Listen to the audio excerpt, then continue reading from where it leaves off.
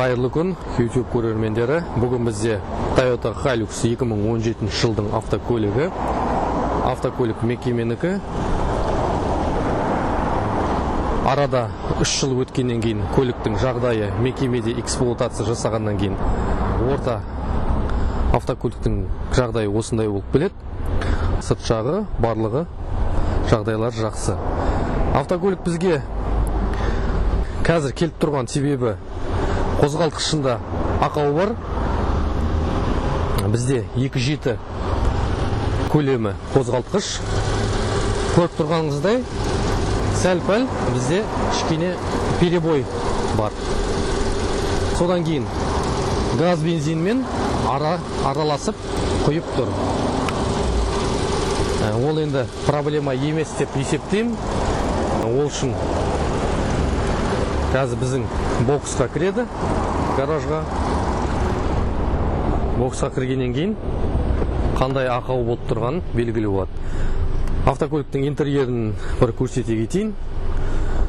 Енді мекемедегі эксплуатациясы болғасын 3 жыл. Toyotаларға дым емес деп есептеймін. Себебі бұлар уақытымен және жылымен өте мықты көліктер. Қазір бізде біріншіден check engine, содан кейін леп белгі жанып тұр. Бұл екі леп белгі көлігіңізді, қозғалтқышыңызды қаратымне check engine, please visit you dealer деп тұр. Бұл жазу дилеріңізге көрсетіңіз, қозғалтқышыңызды көрсетіңіз, бір ақау бар деген сөз. Бұлай автокөліктің жағдайы арада 3 жыл өткенмен де ондай қатты ластанбаған.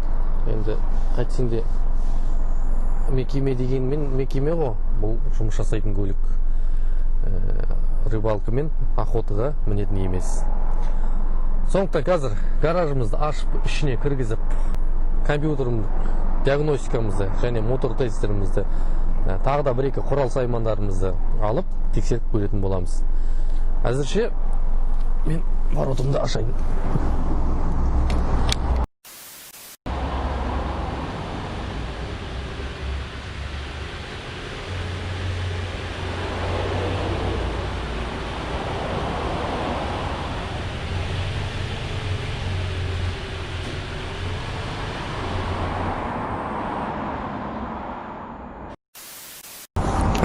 Біріншіден ең алдымен диагностика құралын қосып алайық.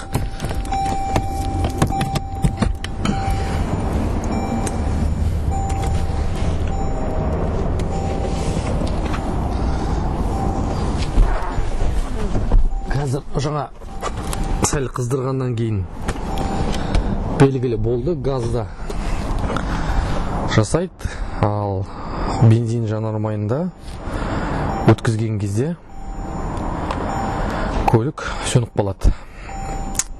Ол үшін бірінші қосып, ең алдымен диагностикамызға кіреміз. Әр уақытта кілт қосуды ұмытпау керек. Бізде Toyota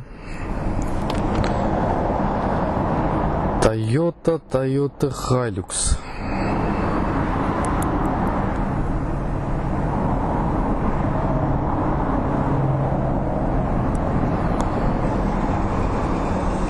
Жігіттер өшір Toyota көріп тұрсаңыз, айтып жүріңіз қайда тұрғанын. Мен Toyotаны таба алмай жатырмын. Таптым. Көлік бізде 2.7, 2 TRFE қозғалтқышы. Қозғалтқышына кіріп, қазір диагностикалық ақпараттың қарайтын боламыз. Бізде вин-код сәйкес келеді, калибровка сәйкес келеді, одометр пробег 216.785, щиток приборда да 216.785. Автокөлік енді 3 жылдық болғаннан кейін дым шұқымаған сияқты. Автокөлігімізде қазір бізде поток данныхта қарағаннан кейін қыздырып көреміз. Мінекей бензинде қазір сөніп тұр шамдар. Бензинде қызбайды.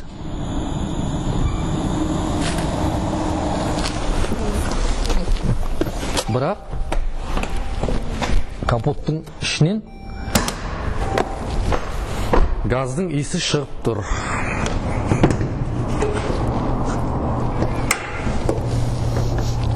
Газдың иісі шығып тұр. Кәнекей.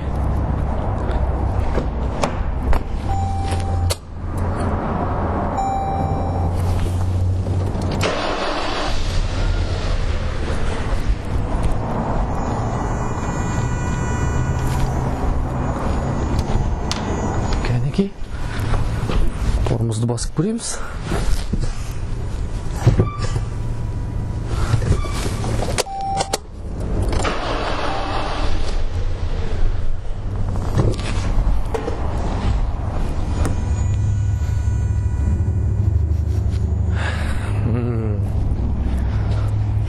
Бізде газды жауып тастайық. Ол үшін көліктің балоны мында шығар. Болған кезде біздер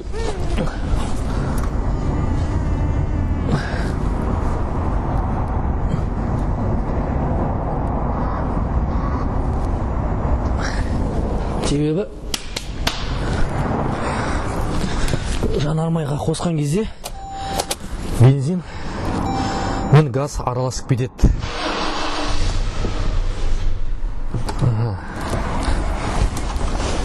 Ол үшін датчик положения коленвала, crankshaft sensor and exhaust camshaft position sensor one correction. Аккреляция дейді. Бізде қазір коленвал датчик пен распредвал датчик сәйкес келмей тұр деп диагностикада ақпарат беріп тұр. Ол коленвал датчик мында, ал распредвал датчик мында. Екеуінің сәйкесі бір емес дейді. Бірақ мен кінәні одан емес деп ойлаймын. Қымбатты көрермен, қазір біз диагностиканы жасап болдық. Жаңа бензин мен газ қызбай тұр еді ғой. Бензинде ұшық болып тұр, газда более-менее. Ол газдың ауырғанына байланысты. Қазір біз газды жауып тастадық. Ол не деген проблема? Ол деген мына редуктордан, редуктор немесе PS немесе форсункіден бензинмен қызған кезде араласып қосылып тұр. Араласып қосылып тұр, сонда көлік бензинмен қызбайды. Біз қазір енді бензинді сөндірдік. Газды деген ғой. Газдағы проблеманы, газдың клапанын жаптық. Енді бензинмен көреміз. Бензинмен бізде жақсы көрсетіп тұр. Жаңа ошибкіде код неисправности деген коленвал мен распредвал деген ол біз утилитпен оқытып жібердік. Екеуін бірге. Қазір бізде engine stall history 1603 startability malfunction деген ошибкілер жанып тұр. Бұл автокөлікте немесе GPS-тің тұрғанын белгіледі. Бұл жерде мен қазір сигнализация, ешқандай жерде сигнализация автозавод көріп тұрған жоқпын. Автокөлікте GPS индикатор, GPS құрылғысы бар сияқты. Қазір бізде міне тағы да жанды коленвал датчик, кранкшафт коленвал датчик көрмей тұр. Өте жоғары, коррекциясы өте жоғары деп көрсетіп тұр. Бізде қазір бензинде қызып тұр, оборот 600-700, бірақ газды басқан кезде оборот ала алмайды. Міне, мен до конца басып тұрмын. Патыр пұдырлап тұр. Міне. Қазір біз мотор тестерге қосылатын боламыз. Проблемасын сонда айта кетем. Мінекей, достар, танысып қойыңдар. Бұл Қалдыбек деген менің мотор тестерім. Бұл мотор тестерімен мен қазір бірінші цилиндрдің катушкасын және свечасын ашып, датчик давлениемен тексеретін болам. Сол үшін мен қазір ондықты шешіп, катушканы шешіп, катушкада клапанды, катализаторды және жаңа бізде ошибка жанып тұрды ғой, коленвал. По коленвалу ошибка жанып тұрды. Сол коленвалдың да ошибкасын қарап кетеміз. Мінекей, біздер мотор тестерімізді қостық. Мынанда екі тоқпен жүреді. Екі тоқтың бір жасыл тоғы цилиндрге барып кіреді. Бұл датчик бізде жаңағындай айта кеткендей катализаторды, поршневойды, коленвалды, сосын компрессиясын тексеретін болады. Ал екінші тоқ бізде катушканы тексереді. Катушкамен бүйтіп барып, ары қарай массаға жалғанып кетеді. Қазір біз ол үшін тексеру үшін бірінші автокөлікті қосамыз, қыздырамыз. Автокөлік бізде қызды. Көлік 3 цилиндрмен жасағасын кішкене троение болады, одан қорқпасақ та болады. Біздер қазір енді запись жүргіземіз. Япсы біле.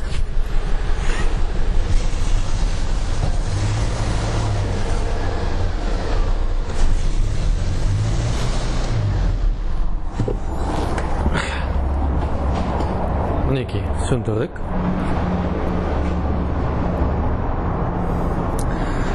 Сөндіргеннен кейін бізде 15 градус шығып тұр. Бұл автокөлікте VVTi бар. VVTi бар деп қосамыз.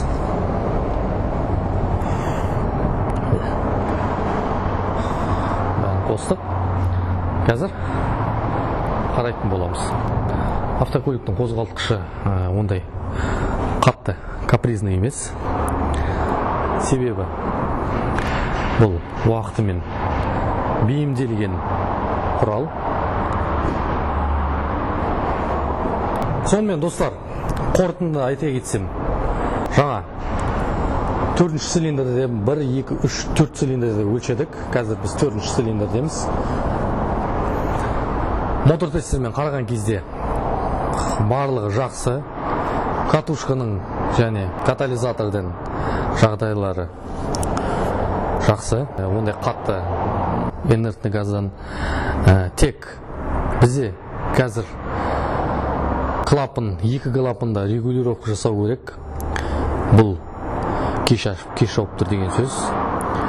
Ішке ауа кіргізетін клапанда, сыртқа шығаратын болған клапанда да шығаратын клапанда регулировка жасау керек. Себебі бұл өте кеш жасап тұр. Мінекей, мынау выпускной клапан, шығатын, жанып болған ауаны шығаратын клапан. Біз жағып болғаннан кейін клапан кеш ашып, кеш жауып деген міне бұл стрелка ауаның жүргені байланысты. Бұл қазір ішке қарай жанып болған ауа глушительден шығып кетпей ары қарай кіріп тұр. Бұл жасап тұрған клапанның көліктерде де сондай болады, бірақ бұл автокөліктерде өте көп. Клапандар кеш ашып, кеш жабылады деген сөз. Автокөлікке біріншіден қазір ремонтный цехке барып, крышкасын ашып, клапандан қарау керек. Себебі бұл автокөліктің клапаны шамалдан кетпейді. Бұл күйдің байланысы газбен қаттайдағаннан болады. Менде қазір өкінішке орай газдың диагностикасы жоқ. Диагностикасы болған кезде мынаған ішіне салып, оборот газ, мысал үшін газ бен бензин ауысады. Орта есеппен орта көліктер 3500-ден кейін бензинге ауысып кетеді. Бұл автокөлікте параметрлер өзгертілді деп мен ойлаймын. Себебі 4,000-4,500 оборотта тұрған шығар, газбен жүреді. Автокөлікті қаттайдағаннан болады, клапан күйген біріншіден. Сондықтан қазір 4 цилиндрдің барлығы да суыстық. Нетипечный газы распределение болып тұр. Ол біріншіден сол клапанды ашып жөндейтін болады. Ал мына катализатор және катушка свечтері барлығы жақсы жағдайда. Автокөлік 2017 жылдікі. Мен мана айтқанымдай газда қатты айдаудың қажеті жоқ. Трассада орта есеппен крейсерлік скоростьпен жүргеннің өзіне автокөліктің жағдайына және жүрісіне көпке ұзайды. Соған байланысты автокөлікті жаңа айтқандай қатты жүрудің қажеті жоқ. Және енді бұл Hilux-тың қорытынды мәселесі газдың форсункілері немесе редуктор немесе PS-тен газ жіберіп тұр, көп жіберіп тұр. Адаптациясы калибровкасы кетіп қалған. Газдың проблемасын қарату керек біріншіден, екіншіден барып керісінше айтқаным ғой, біріншіден клапанды жөндету керек, екіншіден газдың форсункілерін, PS-тен, редукторлерін қарату керек болады. Достар, автокөліктің диагностикасы осылай бізбен бірге тамам болды. Сізге егер осы минутқа дейін көріп жатсаңыз, барлығыңызға рахмет. Тіркелуді ұсынамын. Әлмен қарай бұдан да жақсы автокөліктерді салатын боламын. Барлығыңызға рахмет. Лайк басып, жазылуыңызды ұмытпаңыздар.